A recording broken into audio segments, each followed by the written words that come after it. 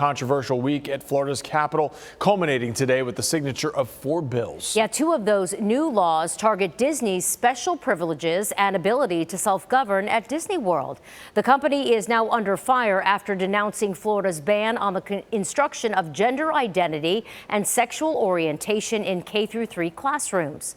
With lawmakers revoking Disney's self-governing status, serious questions still remain, including who will foot the bill for all those essential services.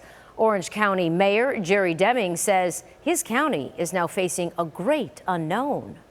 The devil's in the details, and we quite simply today do not have the details. The GOP majority pushed the Disney penalties through despite resistance from Democrats, calling it a distraction from the real issue, new maps. Across the state of Florida, there's controversy over voter representation after Governor Ron DeSantis signed his own congressional redistricting map of Florida into law today. Lawsuits pending from the left put into question whether the new map will make a difference in November's midterms. ABC Action News reporter Mason Morrow shows us what the new congressional lines could mean for voters. From the get-go, it's always been perceived as a very, very political process. And that's just how it played out this week in Tallahassee, a contentious voting process in the state legislature culminated by Governor Ron DeSantis' signature on Friday. After vetoing 2 new maps approved by the legislature, Governor DeSantis took it upon himself to redraw the congressional lines. You've never seen the governor just say, I'm going to draw it and hand it to you. Florida's new congressional map shrinks the state's 5th district, cutting minority districts from 4 to 2. We are not going to have a 200-mile gerrymander that divvies up people based on the color of their skin. Democratic lawmakers orchestrated a sit-in inside the House chamber on Thursday, but the map ultimately passed its way through to the governor's desk. The governor said that he wanted a race-neutral map, but instead what he has is a map that neutralizes the voices of Black voters. The League of Women Voters of Florida and other civil rights groups filed lawsuits against the governor's map, claiming unconstitutional diminishing of Black voters. According to political expert Susan McManus, DeSantis says District 5 was drawn with racial intention in the first place. The governor is arguing that race was the predominant factor in drawing this map, which has less than a majority Black population. McManus says the changes likely reflect more Florida Republicans at the table in Washington.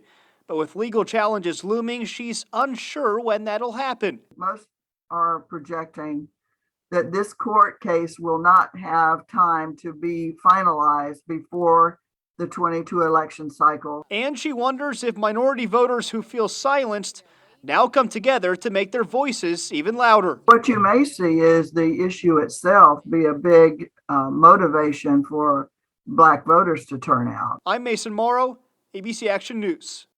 The governor also signed the ban on critical race theory in schools and businesses today. Critical race theory is a concept that racism is baked into American law and legal institutions. What the governor calls his Stop Woke Act is a 2022 priority, and the new law restricts it in school classrooms and corporate training through a list of broad rules like banning instruction that a person should feel guilt on account of their race or sex.